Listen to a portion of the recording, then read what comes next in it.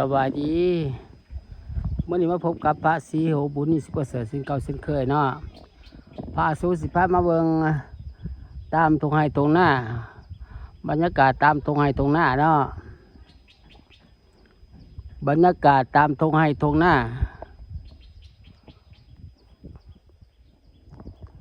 ของบ้านห้างแห่งเมืองกรุงศรีรนแขงสารวัตร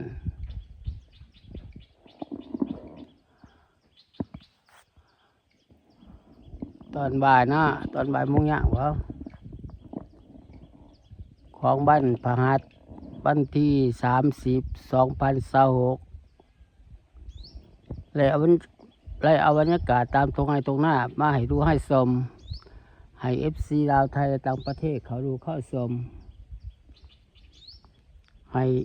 FCลาวไทยต่างประเทศ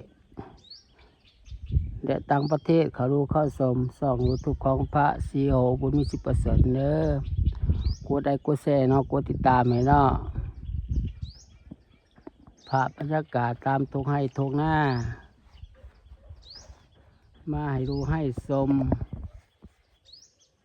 พระบรรยากาศตามตรงให้ตรงหน้ามาให้ดูให้ชม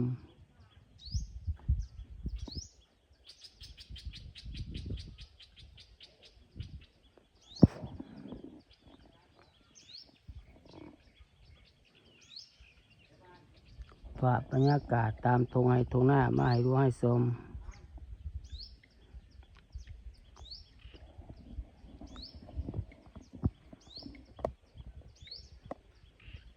มาให้FCลาวไทยต่างประเทศเขาดูเขาชมช่อง YouTube ของพระศรีโหบุญมีสิบประเสริฐเด้อฝากติดตามให้เนาะฝากกดได้กดแชร์เนาะเป็นกำลังใจให้พระศรีโหบุญมีสิบประเสริฐให้เด้อบรรยากาศตอนเที่ยงเนาะเลยเอาบรรยากาศตามตรงไปตรงหน้ามาให้ดูให้ชมฝากบรรยากาศตามตรงให้ตรงหน้ามาให้ดูให้ชมมาให้ดูให้ชม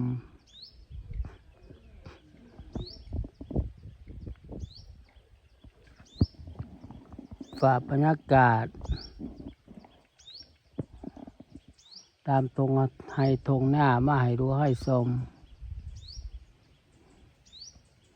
ฝากติดตามไปเลยฝากติดตามช่อง YouTube ของพระศรีโหบุญมีสิบประเสริฐเนาะกดได้กดแชร์เนาะกดติดตามให้เนาะ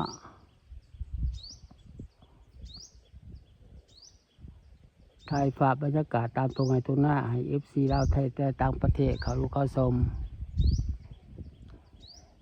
อยู่ที่บ้านห้างแห่งเมืองโคกสรนแขงสารวัตรเนาะบรรยากาศเขาหน้า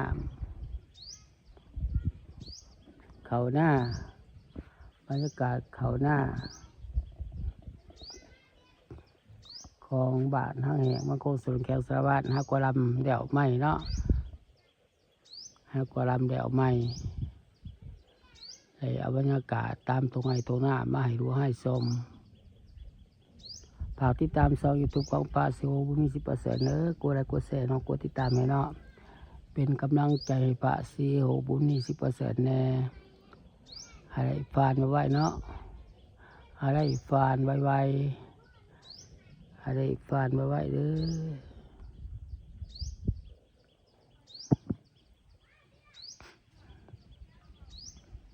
ให้ได้ฟานไวๆ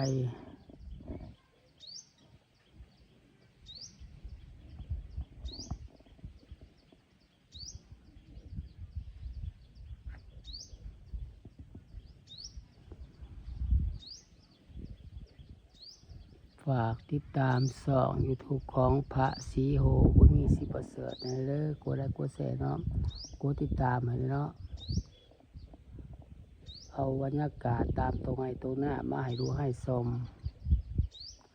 ฝากบรรยากาศตามตรงให้ตรงหน้ามาให้ดูให้ชมฝากบรรยากาศตามตรงให้ตรงหน้ามาให้ดูให้ชมให้FCลาวไทยต่างประเทศเขาดูเขาชมช่อง YouTube ของพระศรีโหบุญมีสิบประเสริฐให้แน่ กดติดตามให้เด้อฝากติดตามให้เนาะกดไลค์กดแชร์ให้แน่ให้ได้ฟันไว้เนาะกดไลค์กดแชร์ให้เด้อฝากบรรยากาศเอาฝากบรรยากาศตามทุ่งไร่ทุ่งนามาให้ดูให้ชมเอาฝากบรรยากาศตามทุ่งไร่ทุ่งนามาให้ดูให้ชมเอาฝากบรรยากาศตามทุ่งไร่ทุ่งนามาให้ดูให้ชม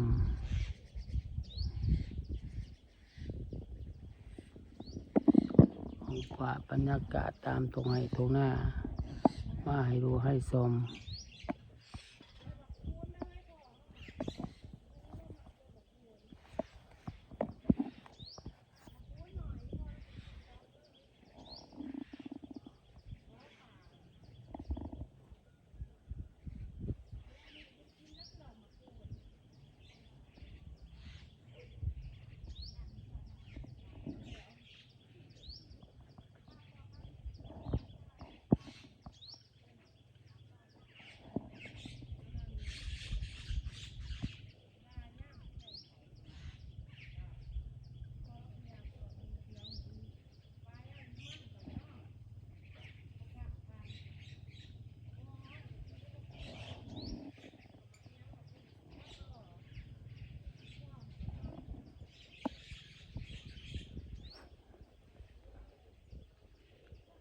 ฝากติดตามช่อง YouTube ของพระศรีโหบุญมีศรีประเสริฐเด้อ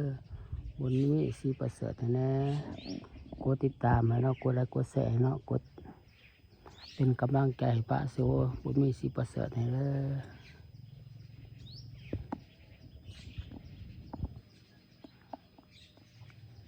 เอาฝากบรรยากาศตามทุ่งไร่ทุ่งนา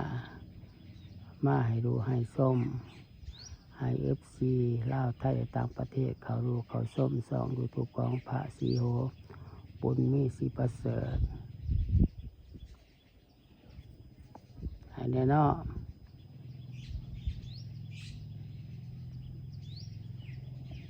บุญมีศรีประเสริฐให้เด้อคลิปนี้กับพระสุโขลาไปก่อนบ๊ายบาย